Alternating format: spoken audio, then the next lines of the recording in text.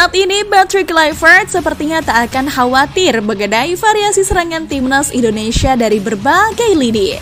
Sebab meski ada beberapa pemain yang terkena akumulasi kartu, namun tambahan pemain seperti Stefano Lillipali, Yaakob Sayuri, ataupun Egy Maulana Fikri bisa menjadi opsi untuk mencoba gaya baru variasi serangan ala Catenaccio yang sedang diterapkan oleh Alex Polster. Dua nama yang diprediksi memberi warna baru di lini depan timnas Indonesia yakni Stefano Lillipali dan Beckham Putra. Stefano Lillipali yang kini sudah berusia 35 tahun comeback ke timnas Indonesia setelah terakhir dipanggil 2023 lalu. Patrick Kluivert terang-terangan menyebut posisi bermain ex-FC Utrecht tersebut sangat menarik bagi dirinya. Selain itu, Lillipali juga punya pengaruh untuk pemain muda di skuad timnas Indonesia. Lillipali menunjukkan kualitasnya, kata Patrick Kluivert saat TC perdana timnas Indonesia di Bali United Training Center. Dia bermain di posisi yang sangat menarik bagi kami. Dia juga punya pengalaman serta sebagai pemain dia juga jadi pengaruh buat pemain muda di tim kami, tambahnya. Memang Stefano Lillipali bisa bermain di 3 posisi menyerang berbeda. Musim ini ia bisa menyumbangkan 6 gol dan 6 assist dalam 28 laga bersama Borneo FC. Kemungkinan Stefano Lillipali akan diplot sebagai pengganti Ragnar Oratmangun yang masih berkutat dengan cedera. Jika di lini serang kita memiliki wajah baru seperti Lillipali, namun di sisi kanan ada duet yang cukup menarik. Ya, dia adalah Dean Champs serta Yaakob Sayuri.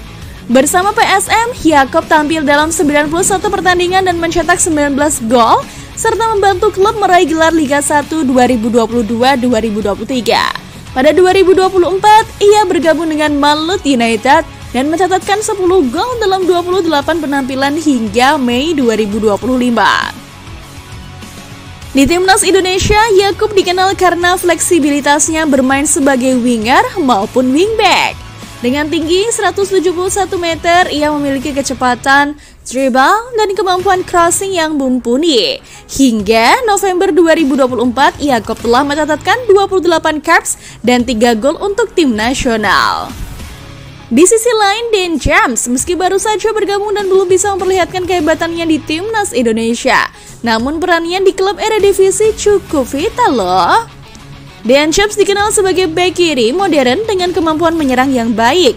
Dengan rata-rata 1,71 umpan kunci per pertandingan dan 5,88 crossing per 90 menit, ia aktif dalam membantu serangan tim.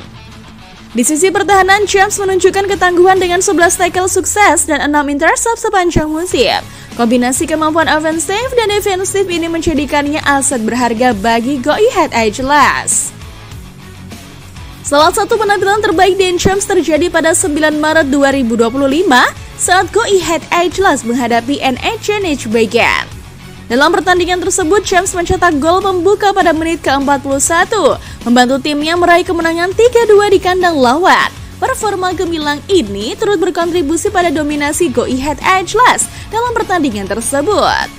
Atas performa konsistennya, Dean Champs terpilih masuk dalam Elftal van de Week atau tim terbaik pekan ke-24 Eredivisie versi ESPN.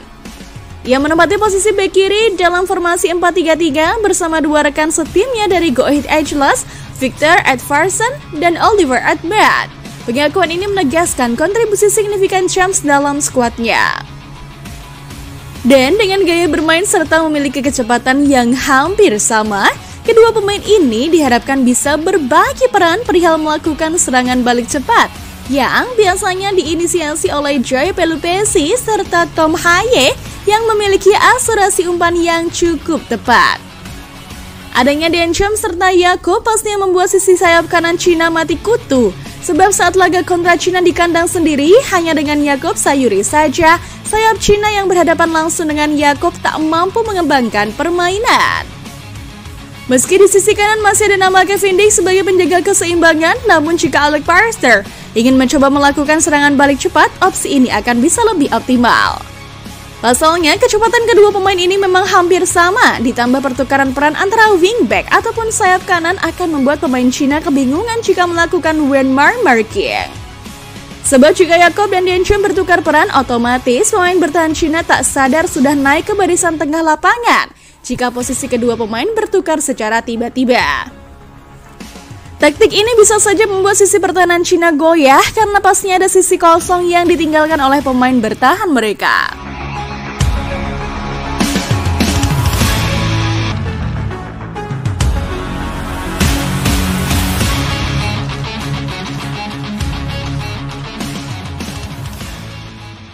Memuncak jelang laga hidup mati. Laga timnas Indonesia melawan Cina bukan sekedar pertandingan biasa. Ini soal harga diri, strategi, dan semangat juang Garuda. Namun, jelang duel panas ini, pernyataan pelatih Cina justru memancing emosi para pecinta sepak bola tanah air. Disitat dari akun Facebook Timnas Update, pelatih Cina menyebut bahwa timnas Indonesia tidak kuat namun menyulitkan. Branko Ivankovic mengajak timnas Indonesia jelang kedua tim bertemu di matchday ke-9 grup C babak ketiga kualifikasi Piala Dunia 2026 zona Asia. Menurut Ivankovic, sepertinya skuad Garuda bukanlah tim kuat.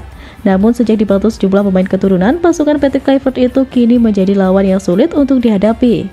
Kami harus bermain dengan 100% kemampuan. Indonesia bukan tim kuat secara tradisional, tapi dengan skuad naturalisasi mereka menjadi lawan yang sulit dihadapi, kata Branko Ivankovic dilansir dari media Sohu. Dan gak cuma itu, Cina juga tuding Indonesia curang. Cina menuduh AFC sengaja tunjuk wasit yang sering nyakitin tim mereka. Wasit itu adalah Rustam Lutfulin dari Uzbekistan. Media Saudi Cina bilang AFC pakai trik curang karena pilih Rustam buat mimpin laga nanti. Katanya si wasit ini terkenal sering bikin keputusan kontroversial. Bahkan sempat ngerugiin Korea Utara waktu lawan Jepang di Asian Games 2022 gara-gara kasih penalti di akhir laga. Bukan cuma itu, Rustam juga dijuluki Raja Kartu. Bayangin aja, dari 103 pertandingan, dia udah ngeluarin 493 kartu kuning dan 23 kartu merah. Bahkan di 37 laga internasional, dia kasih 8 kartu merah dan 178 kartu kuning. Menurut Negeri Tirai Bambu, pas memimpin laga-laga timnas Indonesia, keputusan Rustam justru sering menguntungkan Garuda. Contohnya waktu kita ngalahin Arab Saudi dan pas menang lawan Filipina yang bikin Indonesia lolos ke babak ketiga. Lucu juga ya, kenapa harus nyalahin Indonesia soal wasit? Wasit Rustam Lutfulin itu bukan orang Indonesia dan jelas-jelas bukan kita yang nunjuk dia buat memimpin pertandingan. Jadi apa urusannya sama kita? Tuduhan kalau Indonesia curang tuh gak masuk akal. Yang nunjuk wasit itu AFC bukan PSSI. Jadi, kalau sekarang media Cina ribut soal wasit dan nuduh Indonesia curang, itu kesannya mereka panik duluan sebelum bola digulirkan. Takut kalah sebelum bertanding, lalu cari alasan buat jaga-jaga. Padahal pertandingan belum mulai, tapi drama udah jalan duluan. Tak hanya itu, pelatih Cina juga menegaskan ogah memakai taktik lama. Kali ini mereka siap menyerang habis-habisan dan tampil lebih agresif. Sebuah pernyataan perang yang harus direspon dengan aksi nyata di lapangan. Mengalahkan timnas Indonesia adalah kunci bagi Cina untuk bertahan di putaran selanjutnya kualifikasi. Hal itu disampaikan Ivankovic saat memimpin pemusatan latihan timnas Cina di Pudong pada Sabtu kemarin. Langkah pertama yang harus dilakukan adalah mengalahkan Indonesia jika timnas Cina ingin masuk ke babak kualifikasi Piala Dunia berikutnya, kata Branko Ivankovic. Karena itulah instruksi khusus pun diberikan Ivankovic untuk anak asuhnya kala bermain melawan timnas Indonesia. Bukan tampil seperti di saat Cina mampu mengalahkan timnas Indonesia era Sinteyong di Qingdao lalu. Pelatih asal Kroasia itu minta anak asuhnya berani tampil menyerang dan menekan meski bermain di depan puluhan ribu supporter lawan. Para pemain bahkan diminta selalu berlari sekuat tenaga dan menerapkan taktik yang telah disusun tanpa kesalahan. Ivankovic sadar benar posisi timnas Cina saat ini, hasil imbang atau bahkan kalah memastikan berakhirnya mereka. Selain itu, nasib Ivankovic sebagai pelatih kepala timnas Cina juga dipertaruhkan di laga ini. Federasi Cina dikabarkan akan memutus kontrak Ivankovic jika tim Dragon kalah dari skuad Garuda. Mungkin juga karena tekanan itu kali ya Ivankovic mencoba membalikkan situasi dengan meremehkan lawan. Klasik biar kelihatan tenang padahal aslinya was-was.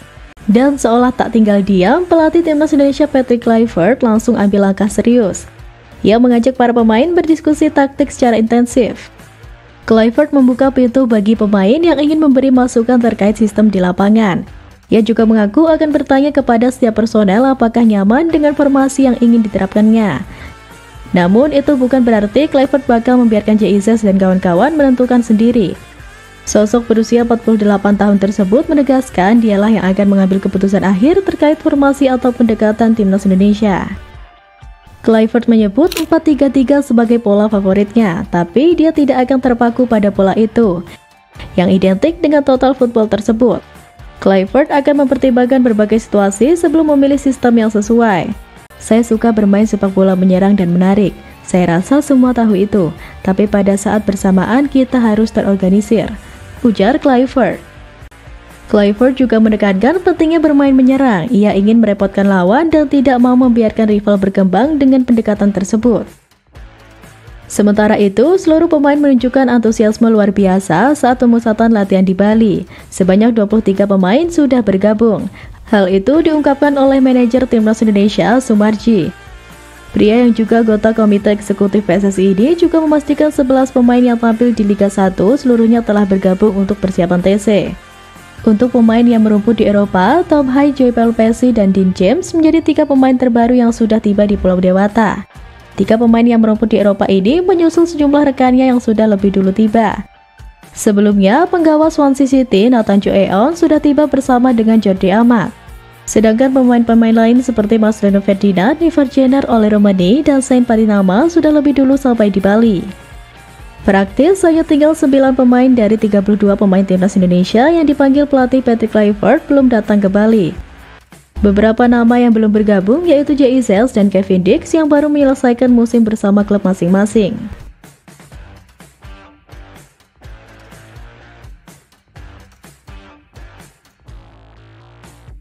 Karena kerja keras tak boleh berakhir sia-sia, Cina harus dikalahkan, Jepang pun juga tak boleh luput. 2 pertandingan tersebut jelas sangat penting untuk tim Garuda. Hal itu juga diakui oleh sang bomber andalan yakni Ole Romani. Pemain berusia 25 tahun itu mengakui bahwa mereka tentu paham dengan tujuan tim. Tim ingin lolos setidaknya ke putaran keempat babak kualifikasi. Tujuan utama tim tetaplah lolos ke Piala Dunia 2026 yang berlangsung di Amerika Serikat, Kanada, dan Meksiko nanti. Oleh sebab itu, Ole dengan percaya diri siap membantu tim meraih 2 kemenangan pada laga mendatang. Laga ini lebih dari sekedar duel di atas rumput hijau. Ini tentang semangat, tentang membuktikan bahwa Indonesia bukan tim remeh. Kini saatnya Garuda terbang tinggi dan buktikan pada dunia kita tidak hanya menyulitkan, kita datang untuk menang. Berkobar di tribun justru muncul suara sumbang dari seberang negeri. Lagi-lagi media Cina kembali membuat heboh publik dengan memberikan kabar bahwa timnas Indonesia bisa dicoret dari kualifikasi Piala Dunia 2026 zona Asia karena sudah 2 kali disanksi FIFA.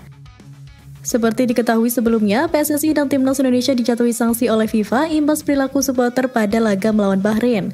Selain denda 400 juta, kapasitas tempat duduk penonton di pertandingan kandang berikutnya harus dikurangi 15%. Nah, pertandingan terdekat adalah melawan Cina, sehingga akhirnya sanksi itu menjadi sorotan media asal negeri Tiongkok.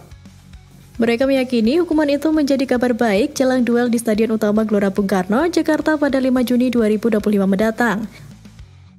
Tak hanya itu, media Cina 163.com juga mengklaim bahwa timnas Indonesia bisa saja dicoret dari kualifikasi Piala Dunia 2026 zona Asia. Hal itu terjadi jika FIFA menjatuhkan sanksi untuk ketiga kalinya.